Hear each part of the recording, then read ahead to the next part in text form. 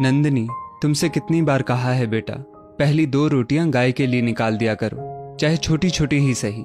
बरसों से चली आ रही परंपरा ऐसे नहीं छोड़ते बेटा। और फिर हमारे घर के सामने से काफी गाय भी तो गुजरती हैं। भगवान की दया से हमें किसी बात की कमी भी नहीं है। वसुधा जी ने बहू नंदिनी से कहा। अब इतनी महंगाई के जमाने में बर्बादी करने की क्या जरूरत है, और बनाने में मेहनत भी तो जाया होती है। नंदिनी बोली। वसुधा जी की आंखों में पानी आ गया, लेकिन घर में अशांति ना फैले और बेटे की बसी बसाई गृहस्थी में आंच ना आ जाए, इसलिए चुप रह गई। वसुधा जी चाहती थी कि जिस तरह उन्होंने अपनी गृहस्थी अपने हिसाब से चलाई थी, उसी तरह बहू को भी अपनी गृहस्थी अपने हिसाब से चलाने का मौका मिले। इसलिए वसुधा जी रसोई में ज्यादा इंटरफेयर नहीं करती थी, लेकिन इतने सालों का नियम छोड़ना उन्हें सही नहीं लगता था। वसुधा जी के पति हरीश जी का कपड़ों का कारोबार था, जो भगवान की दया से खूब अच्छा चलता था। उनका एक बेटा अजय था। अजय की शादी नंदिनी से हुए 5 साल हो चुके थे। उन्हें एक 3 साल की बेटी के माता पिता होने का सौभाग्य भी प्राप्त है। अजय भी अपने पिता के साथ कारोबार को देखता था। अपनी मेहनत के फल स्वरूप वो व्यापार को ऊंचाइयों पर ले गया। उसने अपने पिता हरीश जी को अब घर पर रहकर आराम करने की सलाह दी। पापा जी, आपने बहुत काम किया, अब मुझे संभालने दीजिए, आप आराम कीजिए, अजय कहता। हरीश जी समय बिताने के लिहाज से सुबह शाम घंटे 2 घंटे के लिए दुकान हो ही आते। जब से नंदिनी ने रसोई और उसके पति अजय ने कारोबार की बागडोर संभाली, तब से नंदिनी के तेवर बदल गए थे। वसुधा जी घर में कलह ना हो, इसलिए घर गृहस्थी की बातों से पति और बेटे को दूर ही रखती थी। कुछ समय से वसुधा जी के घुटनों का दर्द काफी बढ़ गया था और पैरों में भी सूजन रहने लगी थी। इसलिए कभी कभी सुबह की भगवान की आरती हरीश जी कर लेते। ये क्या वसुधा, दिया बाती में घी बहुत ही कम डला है, आधा मिनट भी ठीक से नहीं जली। जिस भगवान ने हमको इतना कुछ दिया है, उसकी पूजा अर्चना में इतनी कंजूसी। क्या ये दिया बाती बहू ने बनाई है, क्योंकि तुम तो सब सलीके से करती हो? जी ऐसा कुछ नहीं है, बहू भी सब सीख जाएगी, आप बात को ज्यादा तूल ना दे, वसुधा जी ने कहा। वसुधा जी भगवान के भोग में हमेशा सूखे मेवे या घर की बनी हुई कोई मिठाई रखती। जिस दिन नंदिनी पूजा करती, भोग में सिर्फ तुलसी पान ही रखती। ये ले कमला, प्रसाद है, अपनी बेटी को खिला दे। वसुधा जी ने एक काजू, एक बादाम अपनी कामवाली को देते हुए कहा। ये क्या मम्मी जी, कामवाली को ड्राई फ्रूट देने की क्या जरूरत है? ऐसे बांटने लगेंगे तो महीने भर के ड्राई फ्रूट्स 10 दिनों में खत्म हो जाएंगे, नंदिनी गुस्से में बोली।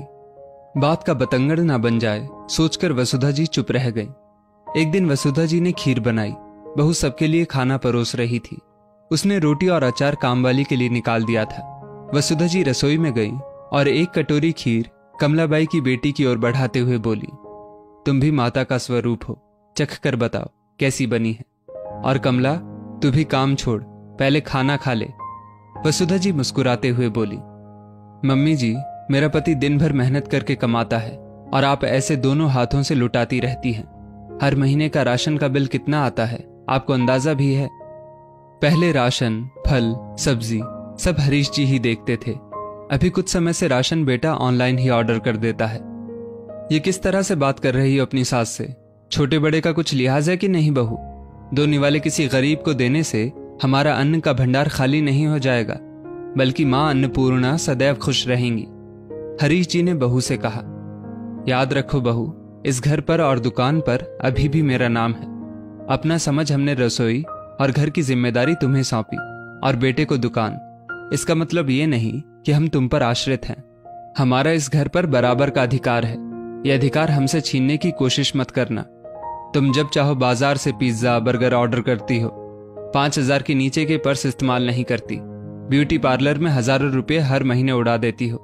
हमने तुम्हें कभी नहीं रोका और ना ही पैसे बर्बाद करने का ताना दिया।